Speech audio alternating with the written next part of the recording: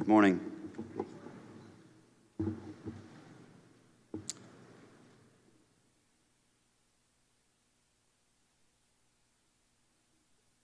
In 1 John 4:19, it says, "We love because he first loved us."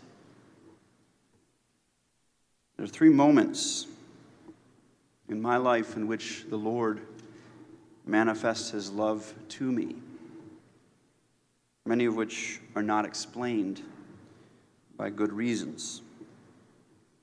I want to tell you about a city and a people and a Savior, all of whom loved me first before I loved them. I was born in the country, and now I live in the city. And one day, I was driving north on 18 in the middle of Beaver Falls, past Antique Emporium. On my left was Athens Restaurant. And as I approached the crest of the hill and came to the stop sign, it was as if the heavens opened. Now, sometimes in a cloudy Beaver Falls, it's just the sun coming out. But for the first time, I saw a beautiful city.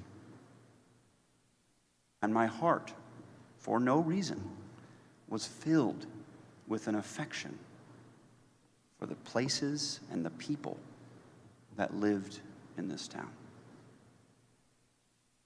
And I was moved. And I said to the Lord in my heart, "Lord, thank you. Help me to find a way to live here." This was before I lived in Beaver Falls. This is before I worked at Geneva College.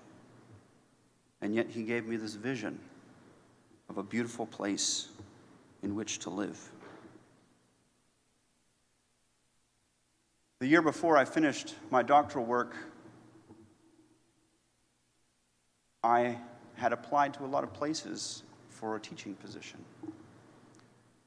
And I was flattered by many phone calls, phone interviews, and even on-site visits, which are costly. I was flown to places, people fed me dinner and asked me questions. And so having completed my doctoral education, I thought to myself, I am well positioned to receive a place of distinction that would be honored to have me teach for them. I applied to over 35 institutions internationally in that year. My wife so gratefully put a map on the wall and put a pin on every single place in the world that I had applied. And as I received rejection after rejection, she removed those pins. 4 weeks before I was to end my position at an interim teaching position at Bethel University, a small job popped up at Geneva College, and I was being forced to move here anyway, because I had no work, and I had no place to live, and I was going to take up residence in the third floor of my in-laws' house. We were expecting a baby in 6 weeks. And so this job came, and it was a terrible job. It wasn't really a good fit for me at all, but I applied in desperation. I was desperate. For 7 years, actually for longer, for almost a decade, I had labored intently for this education, and I had received nothing.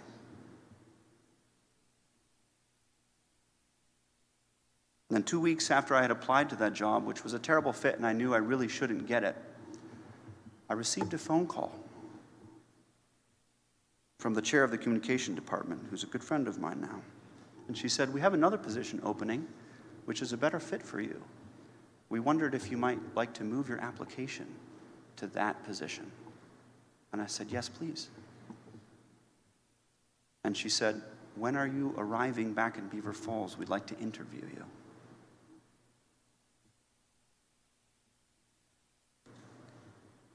I love Geneva College because she first loved me.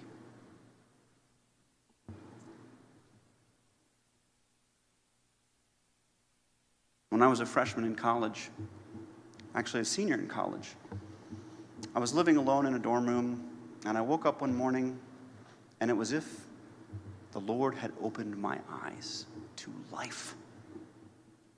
I had been a Christian my entire life, and he said, "Your life is mine. Serve me."